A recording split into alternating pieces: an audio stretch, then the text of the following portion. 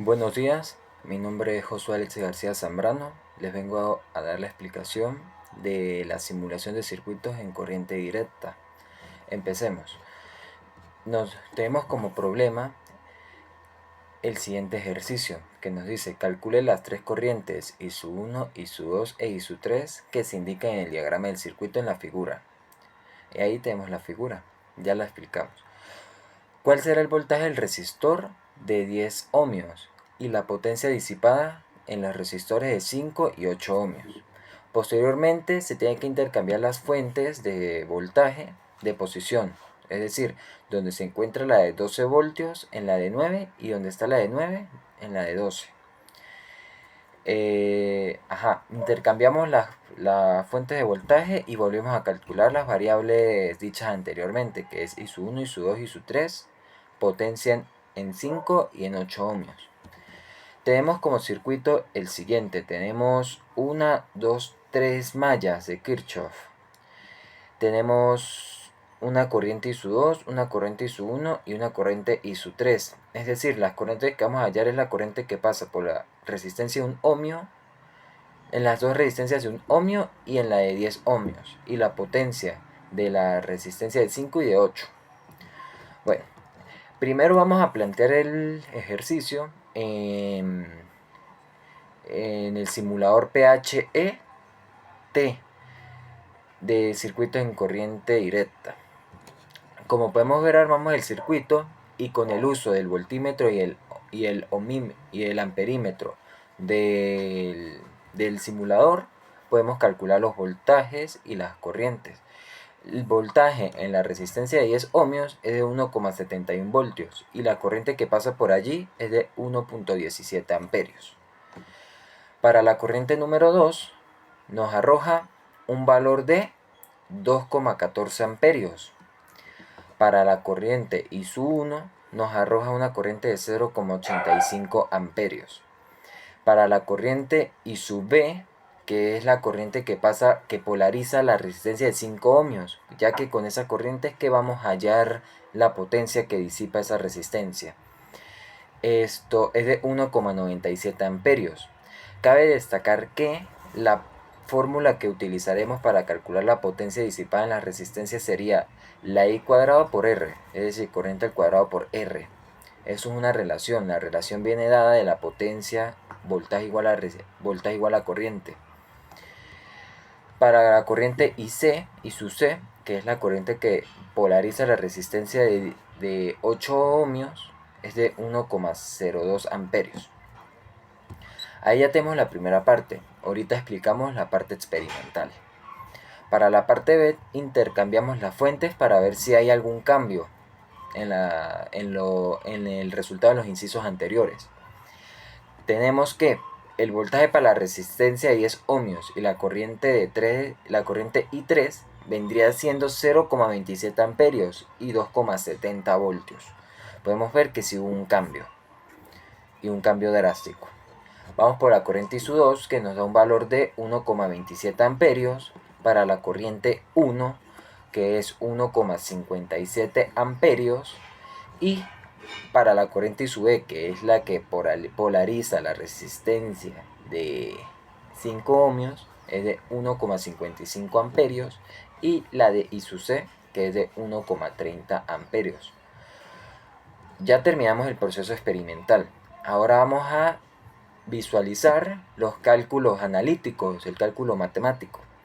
Aquí tenemos el ejercicio expresado matemáticamente, en el cual nos da el problema número 5.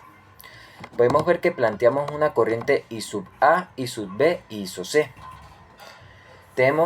Aquí nos vamos a apoyar en la segunda ley de Kirchhoff, que es la suma de voltajes en un lazo o un recorrido. Como podemos ver, nosotros tomamos 3 lazos. Es decir, cada lazo lo vamos a llamar malla 1, que sería I sub A, lazo B, que es la malla 2, y la malla 3, que es I sub C. La podemos visualizar aquí. Bueno, para determinar las corrientes I sub A, I sub C y I sub B, nos apoyamos en la segunda ley de Kirchhoff, que es la suma de voltajes. Cabe destacar que por ley de Ohm, un voltaje vendría siendo corriente por resistencia.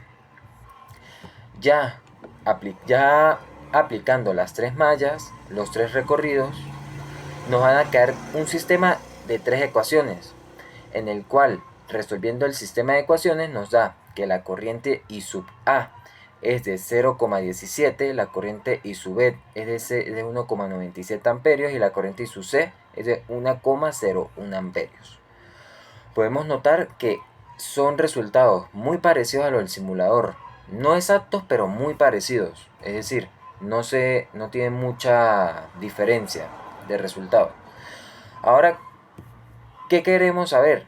Que bueno, que para la corriente I sub 3, que es la que nosotros tomamos, que es la que nos piden calcular en el ejercicio, vendría siendo I sub C. La corriente I sub 1 vendría siendo la diferencia de I sub A menos I sub C, que nos da 0,84 amperios. La corriente I sub 2 va a ser la diferencia de I sub A menos I sub B, que vendría siendo menos 2,14 amperios. El signo negativo lo que representa es que la corriente no va a tomar el sentido que nosotros tomamos arbitrariamente, sino que es el contrario, ese va de sentido contrario. Inclusive aquí en el ejercicio la expresamos con una flechita en qué sentido va esa corriente. Y la corriente I sub 3, dicho anteriormente, va a ser igual a la corriente I sub A, que es de 0,17 amperios. El voltaje de la resistencia R3, lo que tomamos es la corriente I sub 3 multiplicada por el resistor, que nos da 1,7 voltios. La potencia en R5 y en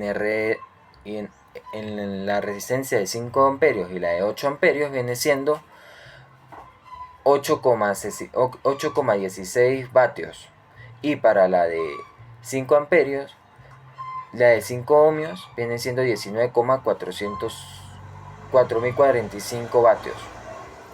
Ahora, para el segundo inciso, que es cuando intercambiamos las fuentes, decimos que el mismo procedimiento, planteamos las 3 ecuaciones por la segunda ley de Kirchhoff, que es la suma de voltajes, tomando en cuenta un sentido y un recorrido, es un lazo. Bueno, decimos que la corriente I sub A, I sub B, I sub C, 0,27, 1,54 amperios y 1,30 amperios. Entonces I sub 2 viene siendo lo mismo, la diferencia I sub A menos I sub B, 0, que nos da 1,27 amperios, un resultado parecido. Todos los resultados, como podemos ver, son muy parecidos a los que nos arroja el simulador. I sub 1 es la suma de I sub A más I sub C, que nos da 1,57 amperios. Ahí lo subamos por el sentido de la corriente. I sub 3 va a ser igual a I sub A, dicho anteriormente. El voltaje en la resistencia va a ser 2,7 voltios, la potencia en R5 va a ser igual 11,858 vatios y la potencia en R8 va a ser igual a 8,1608 vatios.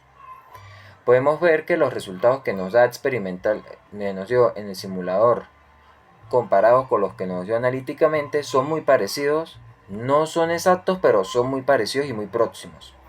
Gracias.